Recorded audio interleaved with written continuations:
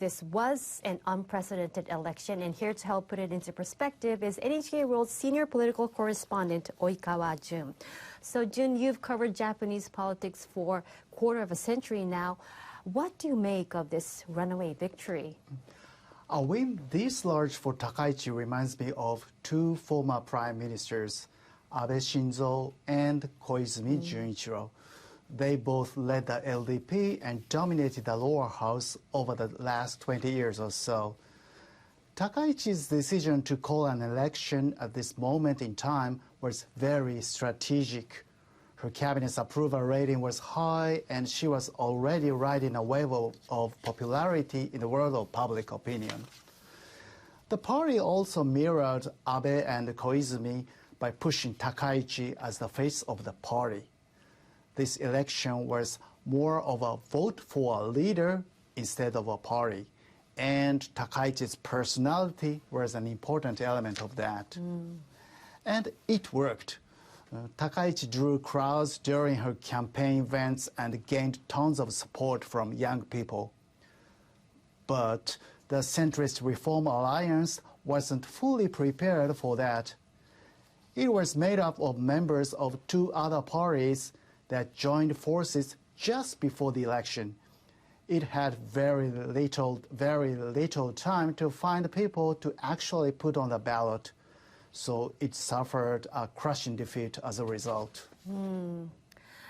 How do you think results this strong will change Takaichi's administration? She's undeniably got her mandate. She's gained confidence from the people, and now she can push her policies forward. Even one of her cabinet ministers said they believe the prime minister's office will take more leadership after this vote. So now that she has this momentum, I think she'll be able to give her full attention to the issues she wants her government to focus on. Specifically, what kind of policies are you paying attention to? Mostly economic ones. Takaichi will likely push forward with her so-called responsible and active fiscal policy. We just saw stock prices skyrocket this morning in anticipation of more government investment.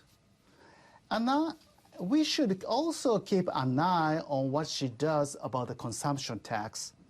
The LDP was very restrained during its campaign and only promised to speed up its discussion about suspending the tax on food for 2 years. But some members within the party still aren't convinced it's a good plan, and Takaichi will have to manage that. Right.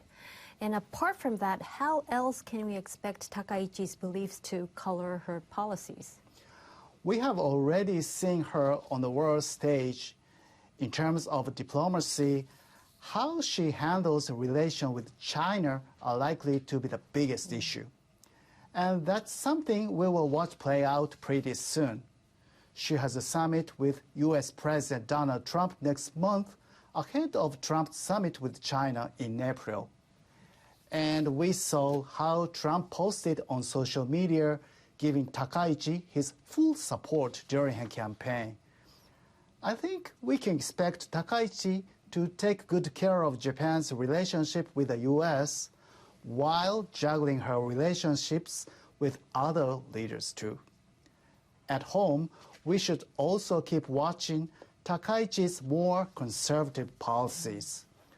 The ruling coalition previously agreed to establish a National Intelligence Bureau and pass an anti-spying law.